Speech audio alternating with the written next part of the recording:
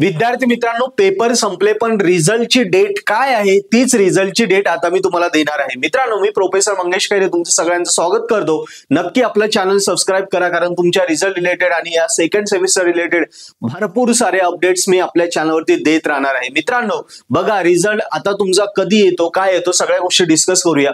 पहिल्यांदा मी सांगतो second year, third year आणि बीईचा रिझल्ट कधी लागेल आणि नंतर आपण बोलूया फर्स्ट इयरचा कधी लागेल।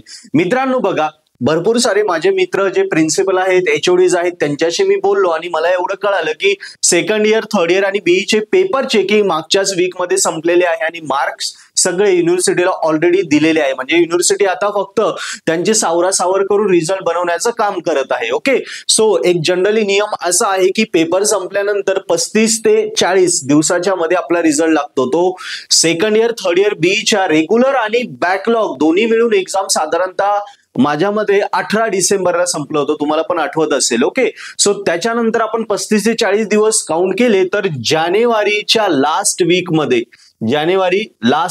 मध्ये आपला रिझल्ट लागणार आहे, हे लक्षात घ्या।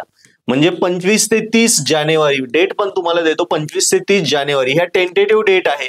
याच्यामध्ये 2-3 दिवस मागे पुढे होऊ शकतं। ओके, सो लक्षात ठेवा, यामध्ये तुमचा सेकंड इयर, थर्ड इयर बीईचा रिझल्ट लागेल। आणि फर्स्ट इयरचं म्हटलं तर फर्स्ट इयरचे पेपर आता 11 जानेवारीला संपले, तर इथून पुढे 30-35 दिवस काउंट करा।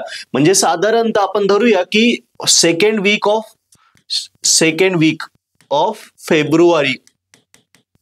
फेब्रुवारीच्या सेकंड वीक मध्ये, म्हणजेच 10 ते 15 फेब्रुवारी मध्ये तुमचा फर्स्ट इयरचा पण रिझल्ट लागेल। ही पण एक टेंटेटिव्ह डेट मी माझ्या अंदाजानुसार सांगितली आहे, यात थोडंफार व्हेरिएशन होऊ शकतं।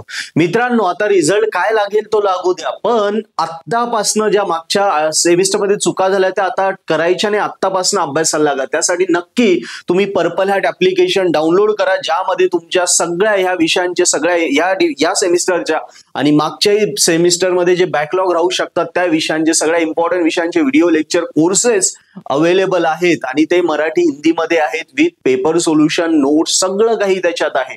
सो नक्की आपले कोर्सेस घ्या, पुस्तक घेण्याच्या ऐवजी कोर्सेस विकत घ्या, ते तुम्हाला जास्त फायदेशीर राहील, कारण त्याच्यासोबत आपले बेस्ट टीचर एनी टाइम तुमच्या सोबत अवेलेबल राहतील। तुम्ही लागेल त्यावेळी त्याला शिकू शकता। लेक्चर्स बघायचे आणि लेक्चर बघून कॉलेजला जायचं, मग कॉलेजमध्ये लेक्चर करशाल तर सरांच्या आधी तुम्हाला तो कॉन्सेप्ट डबल क्लिअर होईल आणि तुम्ही यावेळी नक्की क्लासमध्ये टॉप कराल मित्रांनो। सो अजून काही डाऊट असेल कमेंट बॉक्स मध्ये लिहा, पर्पल हॅट ऍप्लिकेशन डाउनलोड करा, ज्याची लिंक डिस्क्रिप्शन मध्ये आहे, आणि चॅनल सबस्क्राईब करा। थँक्यू।